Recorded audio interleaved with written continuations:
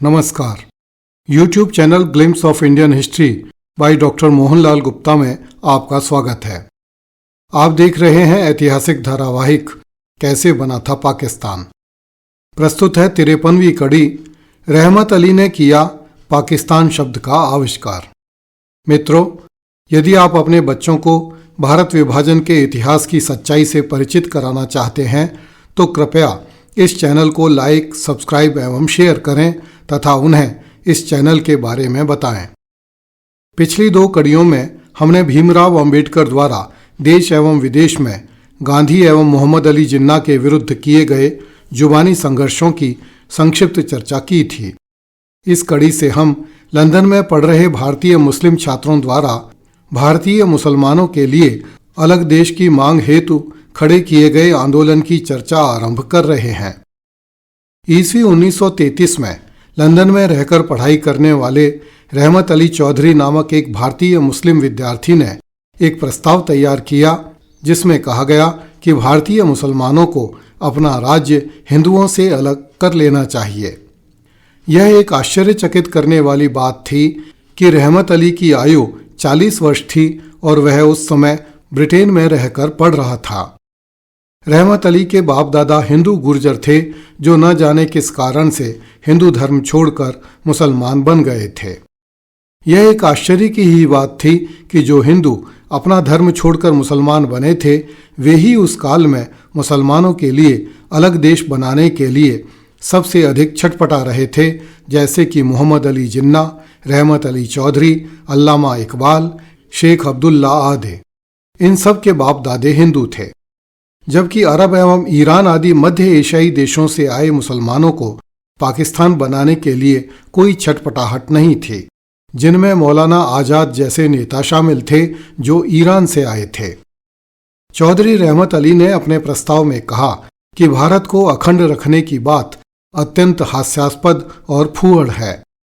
भारत के जिन उत्तर पश्चिमी क्षेत्रों पंजाब, कश्मीर, सिंध, सीमांत प्रदेश तथा बलूचिस्तान में मुसलमानों की संख्या अधिक है, उन्हें अलग करके पाकिस्तान नामक देश बनाया जाना चाहिए। कॉलिंस एवं लेपियर ने लिखा है कि रहमत अली के प्रस्ताव का समापन इन शब्दों के साथ हुआ था: हिंदू राष्ट्रीयता की सलीब पर हम खुदकुशी नहीं करेंगे। कहने की आवश्यकता नहीं है कि रहमत अली का आशय भारत में रहने वाले संपूर्ण मुसलमानों से था। J.N. दीक्षित ने लिखा है कि कैम्ब्रिज विश्वविद्यालय के भारतीय मुस्लिम विद्यार्थियों ने रहमत अली चौधरी का साथ दिया। भारतीय मुस्लिम विद्यार्थियों ने पाकिस्तान नाउ और नेवर शीर्षक से एक इश्तहार प्रकाशित करवाया जिसमें कहा गया कि भारत किसी एक अकेले राष्ट्र का नाम नहीं है, न ही एक अकेले राष्ट्र का घर है। वास्तव में यह इतिहास में पहली बार ब्रिटिश सरकार द्वारा निर्मित एक राष्ट्र की उपाधि है। मुसलमानों की जीवन शैली भारत के अन्य लोगों से भिन्न है, इसलिए उनका अपना राष्ट्र होना चाहिए। हमारे राष्ट्रीय रिवाज और कैलेंडर अलग हैं, यहाँ तक कि हमारा खान पान और परिधान भी भिन्न है। यदि रहमत अली चौधरी द्वारा दी गई इस परिभाषा पर विचार किया जाए तो रहमत अली यह कह रहा था कि भारत विभिन्न देशों का एक संघ है जिसमें हिंदू, मुसलमान, ईसाई तथा पारसी नामक देश सदस्यता लिए हुए हैं, जिनकी अपनी अपनी संस्कृतियां तथा कैलेंडर हैं। यदि इस्लाम की व्याख्या करने वाले बहुत से मौलानाओं की दृष्टि से रहमत अली के इस वक्तव्य पर विचार किया जाए तो रहमत अली सही कह रहा था, क्योंकि पूरी दुनिया के मुसलमान आज भी स्वयं को किसी भी ऐसे देश का नागरिक नहीं मानते जो गैर इस्लामिक हो और न ही वे किसी भी गैर मुसलमान को अपने देश का नागरिक मानते हैं। हालांकि तारिक फतेह और सुबही खान जैसे कुछ मुसलमान ऐसे भी हैं जो मुसलमानों के देश की इस व्याख्या को सही नहीं ठहराते।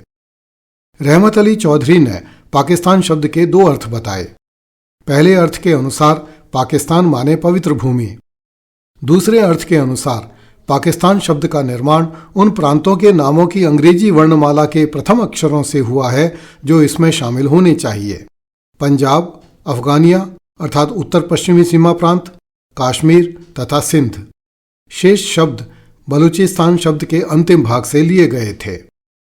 J.N. दीक्षित ने लिखा है कि पाकिस्तान की इस संकल्पना में कुछ समय बाद भारत के पूर्वी भाग में स्थित असम तथा बंगाल और दक्षिण में स्थित हैदराबाद तथा मलाबार को भी पाकिस्तान में शामिल करने की योजना बनाई गई, क्योंकि इन सभी क्षेत्रों में मुसलमान बड़ी संख्या में रहते थे।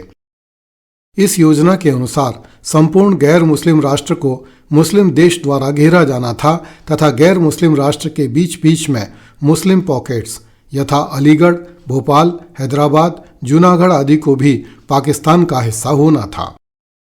रहमत अली चौधरी के इस प्रस्ताव पर मोहम्मद अली जिन्ना की प्रतिक्रिया के बारे में लैरी कॉलिंस और डोमिनिक लेपियर ने लिखा है, जिस व्यक्ति को एक दिन पाकिस्तान के पिता की संज्ञा से विभूषित किया जाने वाला था, उसी व्यक्ति मोहम्मद अली जिन्ना ने पाकिस्तान को एक असंभव सपना कहकर ईस्वी 1933 में रहमत अली चौधरी का प्रस्ताव अस्वीकार कर दिया। वस्तुतः रहमत अली जीवन भर लंदन में रहकर पाकिस्तान के लिए संघर्ष करता रहा, किंतु मोहम्मद अली जिन्ना ने कभी भी रहमत अली को महत्व नहीं दिया। संभवतः जिन्ना को भय था कि कहीं रहमत अली जिन्ना का स्थान न छीन ले। अगली कड़ी में देखिए, मुस्लिम लीग जिन्ना को लंदन से भारत ले आई। कृपया इस चैनल को लाइक, सब्सक्राइब एवं शेयर करें। धन्यवाद। जय हिंद।